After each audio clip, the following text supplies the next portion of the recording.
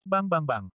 Begitu keduanya bertarung, itu seperti percikan yang menghantam bumi, tinju ke tinju, kaki ke kaki, siku ke siku, lutut ke lutut. Pada saat ini, perbandingannya adalah dengan siapa yang tulangnya keras, yang keterampilannya dalam, dan siapa yang paling kejam. Pada awalnya, setiap kali Felix melakukan sepasang gerakan, Liu akan terguncang mundur selangkah, dan bahkan luka di bahunya terguncang hingga berdarah lagi. Tapi niat bertarung di mata Liu menjadi lebih kuat dan lebih kuat. Setelah 10 langkah, jarak mundur Liu berkurang dari 1 langkah menjadi setengah langkah, dan setelah 20 langkah, jaraknya berkurang dari setengah langkah menjadi setengah langkah kecil. Bocah kecil, tulangnya cukup keras, tetapi semakin keras kamu, semakin aku tidak bisa membiarkanmu pergi. Mata Guo Felix penuh dengan niat membunuh, dan tangan kirinya juga menyala lagi, aku tidak lagi dalam mood untuk bermain denganmu. Aku akan mengirimkannya padamu sekarang. Puf puf. Kata-kata kejam Guo Felix diinterupsi oleh 3 suara angin yang menghancurkan. Pada saat ini, pisau kirinya telah menebas ke dada Liu, tetapi dia menariknya dengan tiba-tiba, dan dia sendiri melangkah mundur lagi dan lagi. Bang bang bang. Segera setelah itu, di kaki Guo Felix, sepotong besar batu pecah runtuh, dan 3 lubang peluru hitam muncul di jalan yang gelap. Desir. Pada saat yang sama, Liu mengayunkan tangan kanannya ke depan, dan cahaya dingin keluar. Ini hanya masalah sampingan. Guo Felix berkata dengan dingin, dan dengan cepat meletakkan tangan kirinya di depan tenggorokannya. Ding. Tabrakan logam ringan tapi sangat tajam terdengar, dan kemudian jarum perak 3 inci jatuh dari permukaan jari kaki. Senjata tersembunyi itu hanya alat untuk membunuh, tapi itu benar-benar tidak berfungsi di depan master seni bela diri yang sebenarnya.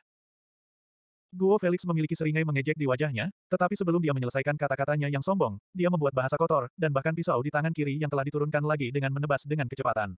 Swos. Dentang. Ding. Tabrakan logam tajam lainnya terdengar. Setelah memblokir jarum perak, Guo Felix menunjukkan ekspresi terkejut yang langka di wajahnya, dan yang lebih mengejutkannya adalah bahwa Liu sudah bergegas di depannya saat ini. Pergi ke neraka. Guo Felix buru-buru menggesekkan jari kakinya ke leher Liu. Namun, di beberapa titik di tangan kanan Liu, ada juga parang sepanjang 1 kaki. Pisau ini setipis sayap ulat sutera, dan kelengkungan bilahnya sangat indah, dan hampir tembus cahaya di bawah sinar matahari. Sial. Pisau pendek bertabrakan dengan mendesing, membuat suara pemotongan logam yang jelas. Pada saat ini, Guo Felix, yang penuh percaya diri untuk menang, melebarkan matanya hingga batasnya, karena dia melihat bahwa pisau yang telah menemaninya selama setengah hidupnya, dipotong oleh pisau Liu. Bersamaan dengan pisau itu, ada juga setengah dari tangan kirinya. Hampir semua 5 jarinya jatuh ke tanah.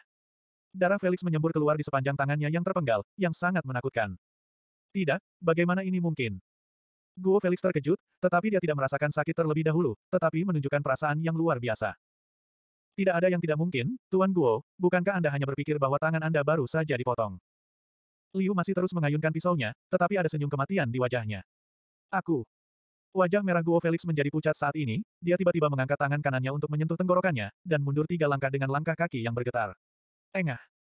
Jarum perak 3 inci ditarik keluar oleh Guo Felix dari tenggorokannya, dan manik darah merah terang keluar dari lubang jarum kecil. Kamu benar-benar menembak 3 tembakan berturut-turut, gerakan ini sangat kuat, tapi aku tidak akan mati. Bahkan jika itu menembus tenggorokan, itu tidak dapat membunuh siapapun.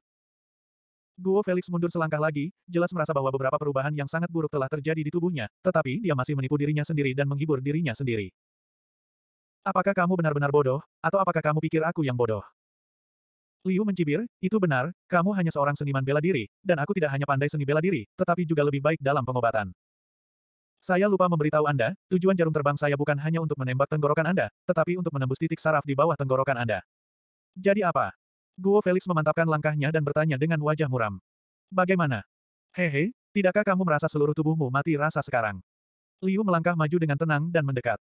Suara langkah kakinya, seperti genderang yang mendesak, seperti akan memukul jantung Guo Felix satu demi satu. Saya tidak akan mati. Saya telah berlatih seni bela diri selama lebih dari 50 tahun, bagaimana saya bisa mati di tanganmu? Di tangan boneka ini. Guo Felix meraung, dan benar-benar bergegas menuju Liu lagi. Tepat di bawah pukulan itu, hati Guo Felix terasa dingin, dia merasa kakinya tidak mendengarkan perintahnya, dan kecepatan seluruh orang itu jelas lambat. Bang! Ah! Liu juga menyerang, dan menendang Guo Felix belakang dan terbang terbalik. Guo Felix menjerit di udara dan meludahkan seteguk darah. Tapi ini bukan akhir. Dalam melawan seorang master seperti Guo Felix, Liu tidak akan pernah memberinya kesempatan untuk bernapas. Dia melangkah untuk mengikuti lompatan, berbalik dan menendang dengan cara yang anggun, dan menendang dada Guo Felix lagi. Bak! Off! Dengan kekuatan ini, suara retakan besar tulang patah ditendang di dada Guo Felix, menyebabkan dia menelan darah lagi. Pada saat yang sama, peluru penembak jitu lainnya tepat. Tembakannya mengenai perut bagian bawah Guo Felix dengan sebuah kepulan. Setengah detik kemudian, Guo Felix, yang terbang lebih dari 10 meter di udara, jatuh dengan keras ke tanah. Pada saat ini, saya tidak tahu berapa banyak mobil yang melewati tempat ini berhenti, dan banyak pengemudi dan penumpang di dalam mobil memandang Liu dan Guo Felix, yang terluka parah. Anjing, apa mereka sedang syuting film blockbuster? Bagaimana orang normal bisa menendang seseorang begitu tinggi dan menendang sejauh ini? Blockbuster kentut, apakah kamu melihat kamera? Apakah kamu melihat seorang sutradara? Dia sedang membuat film blockbuster. Aku baru saja menontonnya. Kedua orang itu melompat setinggi 2 atau 3 meter, terutama pria botak berjanggut yang menginjak mobil dan itu rusak. Banyak orang berseru dan berdiskusi. Di antara mereka, pengemudi mobil dan pengemudi van, yang diinjak-injak oleh Guo Felix, berdiri di samping mobil mereka dan menatap Tuan Guo yang terluka parah dengan mata tajam. Seolah siap untuk bergegas memukulnya. Liu mengabaikan orang lain, pendiri dunia bawah, Raja Neraka yaitu Lord Yama yang bermartabat, dia tidak keberatan membunuh orang di jalan, terutama untuk tuan yang luar biasa dengan niat membunuh yang kuat. Kamu. Ketika Liu berjalan di depan Guo Felix, Guo mencoba yang terbaik untuk menopang tubuh bagian atasnya dengan tangannya, dan berkata dengan lemah, beri aku waktu yang baik, aku adalah generasi bela diri. Master seni. Jika Anda ingin mati dengan bahagia, Anda harus menjawab pertanyaan saya. Liu berjongkok dan meletakkan pisau pendek di leher Guo Felix. Katakan, selain mengirim Anda dan sekelompok tentara bayaran, apakah keluarga Lu mengirim orang lain? Haruskah? Tidak. Wajah pucat Guo Felix, dengan sedikit putus asa, berkata, setidaknya aku tidak tahu. Liu mengangguk, bagaimanapun juga, kamu adalah generasi master seni bela diri. Jika Anda tidak tahu, saya percaya Anda. Yah, saya memenuhi permintaan Anda dan Anda bisa mati. Jangan. Tepat ketika Liu hendak menyekal leher Guo Felix dengan pisau, Alena Ye yang tidak tahu kapan harus keluar dari mobil, dan dengan keras menghentikannya. Liu, jangan bunuh dia. Liu berkata tanpa berbalik, dia ingin membunuhku, kamu tidak akan membiarkan aku membunuhnya. Beri saya alasan. Saya seorang polisi, Anda tidak boleh membunuh di depan saya, atau saya akan menangkap Anda. Alena selalu kuat, tetapi ketika dia mengucapkan kata-kata ini, dia tampak sangat kosong. Haha. Apakah Anda pikir saya akan takut Anda menangkap saya? Liu masih tidak melihat ke belakang, pisau di tangannya telah maju setengah sentimeter, dan bilah yang sangat tajam telah memotong kulit di leher Guo Felix. Seuntai darah merah cerah mengalir di luka di leher Guo Felix. Darah mewarnai baju di dadanya dengan warna merah. Liu, tolong. Baiklah ucap Liu. Aku berhutang budi padamu. Alena berjalan ke sisi Liu dan berjongkok memeriksa Guo Felix. Tetapi Liu tidak melihat ke arah Alena, hanya berkata dengan ringan, apakah bantuanmu sepadan? Niat sebenarnya Liu adalah untuk bertanya kepada Alena, apakah Anda berutang budi pada seseorang yang begitu ganas? Lalu membiarkan dia hidup. Itu dapat didengar di telinga Alena, tetapi seberapa pentingkah bantuan Anda untuk saya? Alena Ye menggigitnya.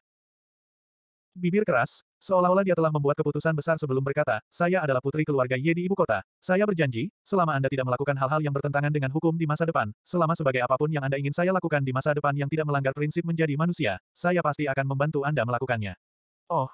Pisau di tangan Liu perlahan ditarik, dan dia berkata, siapa Alvin Ye? Setelah mendengar kata-kata Alvin Ye, tubuh halus Alena Ye bergetar. Dia saudaraku sendiri, bagaimana kamu mengenalnya? Apakah dia sudah? Ketika dia mengatakan itu, mata Alena menjadi merah. Liu menghela napas berat, Alvin Ye adalah rekan seperjuanganku, kematiannya membuatku sangat sedih, dia meninggal tepat 3 meter dari diriku, mereka jatuh satu persatu di sabana Afrika, aku benar-benar sakit sekali. Setelah mengatakan ini, Liu berdiri, berbalik dan berjalan menuju Mercedes-Benz Glece-nya. Ketika dia membuka pintu mobil lagi, dia meninggalkan sebuah kalimat, jika saya tidak membunuhnya, bukan karena saya menghargai bantuan yang Anda berikan, tetapi wajah saudara Anda. Juga, jika Guo Felix berani memprovokasi saya lagi, aku berjanji. Dia harus mati. Boom. Ketika mobil mulai lagi, Liu mungkin melampiaskan emosinya, dia menginjak pedal gas sekaligus, menyebabkan mesin menderu keras. Ketika Liu pergi, Alena tampaknya masih tenggelam dalam keterkejutan, dan terus bergumam pada dirinya sendiri, kawan seperjuangan, dia adalah rekan seperjuangan saudaraku, bagaimana mungkin? Tidak, dia akan mati. Ah, mereka semua mati. Alena Ye. Pada saat ini, Guo Felix memanggil Alena Ye, yang kemudian membangunkannya dari keterkejutannya. Penatua Guo, Anda menyelamatkan saya ketika saya masih kecil, dan hari ini saya akan membayar Anda kembali. Mungkin saya tidak akan mengungkapkan identitas saya hari ini, jadi saya khawatir Anda juga tidak akan mengenali saya. Alena membantu Guo Felix duduk dengan ekspresi serius di wajahnya. Dia berkata, jangan datang untuk memprovokasi Liu di masa depan. Sejujurnya, saya tidak tahu kebencian apa yang Anda miliki dengan Liu, tetapi saya tidak ingin penyelamatku terbunuh. Guo Felix tersenyum pahit, setengah tanganku, di usia yang begitu tua dengan cedera yang begitu serius, apakah aku masih memiliki kemampuan untuk memprovokasi dia lagi? Sebenarnya, kamu dapat pulih. Alena sepertinya berbicara pada dirinya sendiri, seolah memberi nasihat kepada Guo Felix, kemampuan medis Liu sangat kuat. Anda menyelamatkan saya ketika saya masih kecil. Anda mengatakan pada saat itu bahwa tubuh saya pasti sakit, dan sulit untuk mengobatinya dengan baik. Tetapi Liu dengan mudah menemukan akar penyebab penyakit saya dan menyembuhkan saya. Jika Anda mau pergi ke Liu untuk meminta bantuan, saya pikir ada harapan untuk pemulihan total, dan itu bisa diselesaikan. Lalu selesaikan keluhan antara Anda dan dia. Haha. Guo Gelix berkata dengan senyum tragis, lupakan saja, saudaraku meninggal di tangannya, aku dan dia. Masalahnya adalah kita tidak akan pernah bertemu lagi. Setelah mengatakan ini, Guo Felix berdiri dengan susah payah, dan dalam prosesnya, sudut mulutnya terus meluap. Dengan darah. Aku akan membawamu ke rumah sakit. Alena melangkah maju untuk membantu Guo Felix, tetapi dia menghentikannya dengan lambaian tangannya. Aku bisa melakukannya sendiri. Dengan fondasi fisikku, aku tidak bisa mati. Guo Felix dengan keras kepala menolak bantuan Alena, berbalik dan berjalan di sepanjang jalan. Melihat punggung pria tua botak yang kesepian ini, wajah dingin dan cantik Alena menunjukkan sentuhan kesedihan. Ngomong-ngomong, gadis kecil, sebelum aku keluar dari ibu kota, aku mendengar bahwa anak dari keluarga Huang di ibu kota datang ke sini untuk mencarimu. Setelah berjalan lebih dari 10 meter, Guo Felix melempar pesan khusus untuk Alena. Tubuh Alena sedikit gemetar ketika dia mendengar anak itu dari keluarga Huang, dan kemudian dia mengatupkan giginya. Pada saat ini, Liu sudah mengemudi menuju ke Daite bersama Xia dan suasana di dalam mobil tampak sedikit sunyi dan menyedihkan. Setelah beberapa saat, Xia mengambil inisiatif untuk mengatakan, Liu, terima kasih untuk hari ini. Kamu tidak perlu berterima kasih padaku, jika bukan karena aku, kamu tidak akan mengalami bahaya seperti itu. Sekarang, kata Liu. Xia menyandarkan kepalanya dari kursi belakang dan berkata di telinga Liu, saya berterima kasih karena telah menyelamatkan saya sekarang, jika saya tidak meminta Anda untuk berpura-pura menjadi pacar saya tidak akan mengalami apa yang terjadi sekarang. Jadi bukan kamu yang menuduhku, aku orang yang bijaksana. Yah. Sepertinya kamu lebih masuk akal daripada Siren. Andai Siren mendengar kata-kata Liu, sudah dipastikan Siren akan membunuh Liu menjadi dua bagian.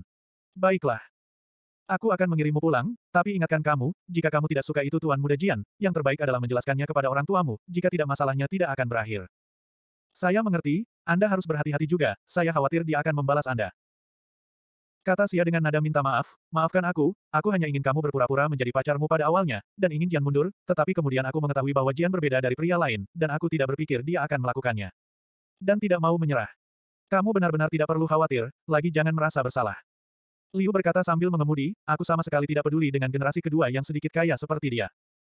Keduanya mengobrol, dan waktu berlalu dengan cepat. Tetapi ketika mobil berhenti, Xia tiba-tiba menjadi gugup, karena dia melihat pasangan parubaya berdiri di depan pintu kedai tehnya sendiri, dan di belakang mereka berdiri Jian dengan seringai.